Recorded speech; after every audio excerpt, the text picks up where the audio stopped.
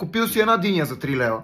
Мотал се 1-2 часа, такъв пил кафе, върнал се, купил си още една диня за 3 лева.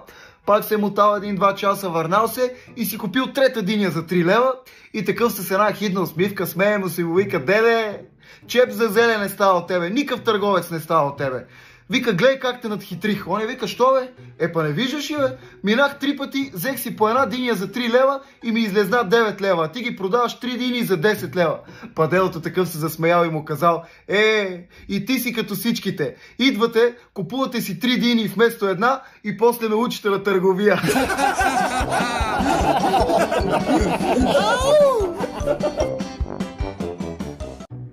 Айде, тигри и тигрици, включвам се да дигнем настроението малко така като за добро утро.